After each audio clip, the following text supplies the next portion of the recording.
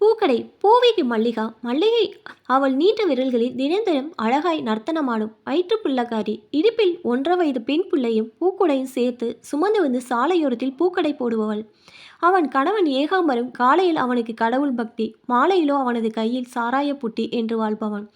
தினம் காலையில் மலர்ந்த மலராய் பூ விற்க செல்லும் மல்லிகா மாலையில் சோர்ந்து போய் வாடிய மலராய் தான் வீடு திரும்புவாள்.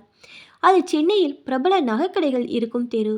அவை நகைக்கடைகள் தானா அல்லது உழவர் சந்தையா என சந்தேகிக்கும் அளவிற்கு குவியும் மக்கள் கூட்டம். அதில் ஒரு பிரபல நகைக்கடை வாசலில்தான் மல்லிகாவின் பூ வியாபாரம். சற்று நிலையாயிருக்கும் இடத்தை நிரந்தரமாய் பிடித்து கொண்டவள் மல்லிகா. அறையில் இடிந்த கட்டடத்தின் கற்குவியல்கள் அது அவளுக்கு சாய்ந்து உட்கார வசதியாக தான் இருந்தது. தரையில் விரித்த தார்பாயே அவளது பூக்கடை. 7 மாத கர்ப்பிணியான மல்லிகா தூங்கும் தனது கைக்குழந்தையை அந்த தார்பாயின் ஓரத்தில் ஒரு துண்டை விரித்து படுக்க வைத்தாள். அங்கே நகைக்கடை காணும் பொழுது மல்லிகாவிற்குள் எழும் ஏக்கம், தன் பெண் பிள்ளைக்கும் தங்கத்தில் ஏதாவது வாங்க வேண்டும் என்ற கனவு தினம் தினம் மனதிற்குள் வந்து செல்லும். நகைக்கடைகளை அவளால் பார்க்கதான் முடியும், வாங்க முடியுமா? அன்று அவளது கனவுகளை கலைப்பது போல் இயற்கை சதி செய்தது. லேசாக பொட்டு போட்டாய் அவள் மேல் விழுந்த மலைத்துளிகள். வானத்தை அண்ணாந்து பார்த்து மல்லிகா தனது பிள்ளை நனையாதவாறு ஒரு குடையை விரித்து அதன் அருகில் வைத்தாள். லேசாக பெய்த மழைக்கு சாலையில் தேங்கிய மழைநீர் நான் சென்னை பட்டணம் என்று தன்னை பறைசாற்றியது. படப்படவென அந்த மழை சற்றே நிற்கவே தூங்கும் தன் குழந்தையை மடியில் கிடத்தி புட்டி புகுட்டியை மீண்டும் படுக்க வைத்தாள் மல்லிகா. அப்பொழுது எதிர்பாராத விதமாய் எங்கிருந்தோ நகைக்கடைக்கு வந்த பெரிய கார் ஒன்று அவளது கடை முன்னே பிரேக் போட்டு நின்றது. எதிர்பாராமல் சாலையில் தேங்கி கிடந்த மழை நீரோ பன்னீர் தெளிப்பது போல் பூமாறி மல்லிகாவின் பூக்கடையின் மேல் வரி தெளித்தது. தண்ணீர் முகத்தில் தெளிக்க தூங்கி கொண்டிருந்த குழந்தை சினுங்க ஆரம்பித்தார். இந்த செயலை கண்ட மல்லிகா கோபத்தில் பொங்கி வந்து நின்ற காருக்கு அருகே சண்டை போட ஓடினாள். அவளது செயலை கண்டு பயந்து அவளை தடுக்க சக பூ வியாபாரிகள், மல்லிகா, உனக்கு என்ன பைத்தியமா? தண்ணீர் தெளிச்சா தெளிச்சிட்டு போகுது, வாங்குறவங்களுக்கு அது தெரியவா போகுது?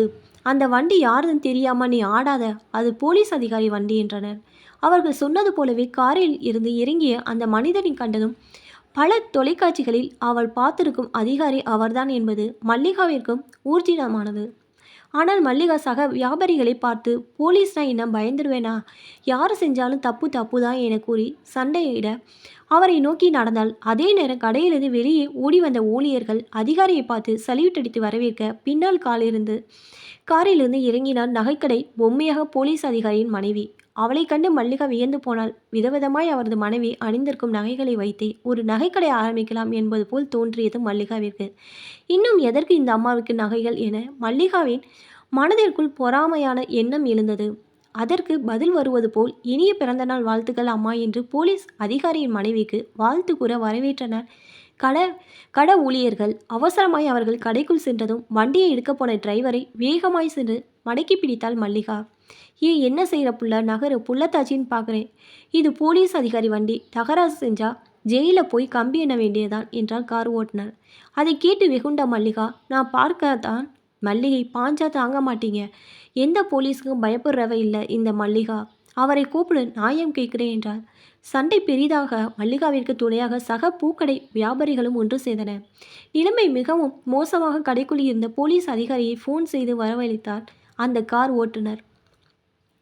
வெளியில் வந்த போலீஸ் அதிகாரி மல்லிகாவையும் அவளது கடையையும் சிறிது நேரம் ஏற இறங்க நோட்டமிட்டார். மல்லிகாவின் குரலோ ஓய்ந்த பாடில்லை. அந்த இடமே கலவரமாய் காட்சி தந்தது.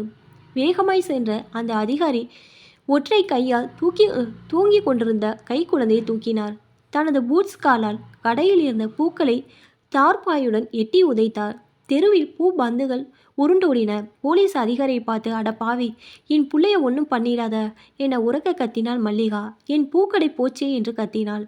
அழுது கொண்டே கத்திய மல்லிகாவிடம் கையை நீட்டி தெருவில் உருண்டோடிய பூ பந்துகளை காட்டினார் அதிகாரி.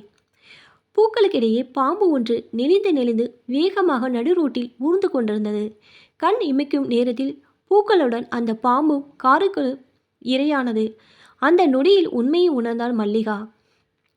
சடார் என்று போலீஸ் அதிகாரியின் கால்களில் விழுது, ஐயா, என் பிள்ளையை காப்பாற்றின உங்களுக்கு கோடான கோடு நன்றி என தன் கண்ணீரால் அவரது பூட்ஸ் கால்களுக்கு பாதை பூஜை செய்தாள்.